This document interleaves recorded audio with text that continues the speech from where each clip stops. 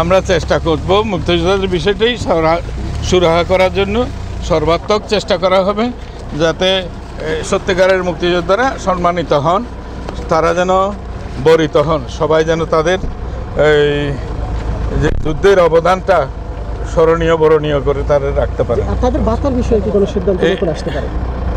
এখনও তো তারা ভাতা পাচ্ছে, এটা তো বন্ধ করা হয় নাই।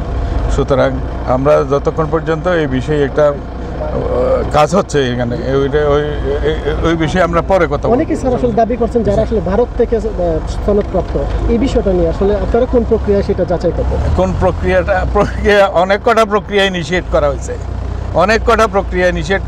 অনেক রকমের মামলা মোকদ্দমা আছে, এই সমস্তগুলো নিষ্পত্তি করেই আমরা প্রক্রিয়াগুলো ইনিশিয়েট করব। আপনারা বুঝতে পারবেন যারা সত্যিকার অর্থে মুক্তিযোদ্ধারা তারা সম্মানিত হবেন। এখন সবচেয়ে বড় বিষয় হচ্ছে বন্যা কবলিত যারা তাদেরকে পুনর্বাসন করার বিষয়। যেহেতু এখন নির্বাচিত কোনো জনপ্রতিনিধি নেই, পুরোটাই আপনাদেরকে করতে হবে। এই প্রক্রিয়াটা আসলে আপনারা কিভাবে করবেন? এইটা আমরা পদ্ধতিগতভাবে করছি। এটার জন্য কেন্দ্রীয়ভাবে কমিটি হয়েছে, সেটা জেলা পর্যায়ে হবে, সেটা উপজেলা পর্যায়ে হবে। সেখানে আপনারাও যুক্ত থাকবেন, জনগণও যুক্ত থাকবে এবং সরকারি প্রশাসনও যুক্ত থাকবে। আর যারা যারা স্টক হোল্ডার তারা সবাই জড়িত। এটা হয়ে গেছে অলরেডি। ওইসব বিষয়ে পরে আমি আপাতত বন্যার নিয়ে কথা বলতে আসছি।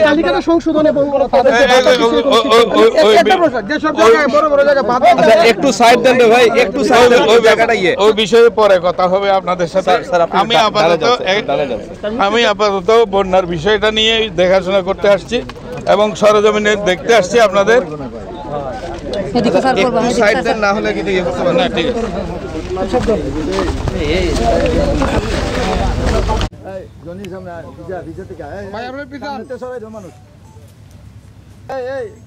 দেখে মোবাইল দিতে যান।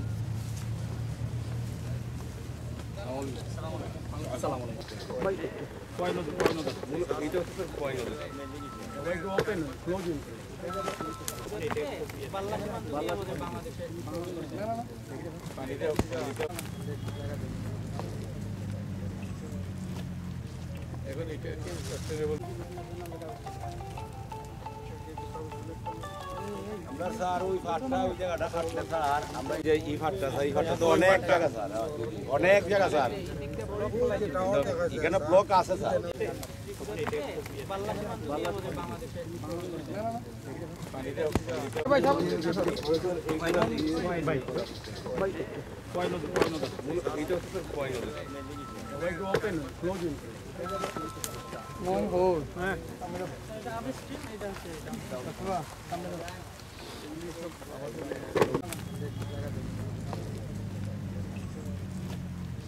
এখন এটা সাস্টেনেবল বাঁধের কি পরিকল্পনাগুলো পরে স্যার এই বাঁধগুলো মেরামত করা হবে।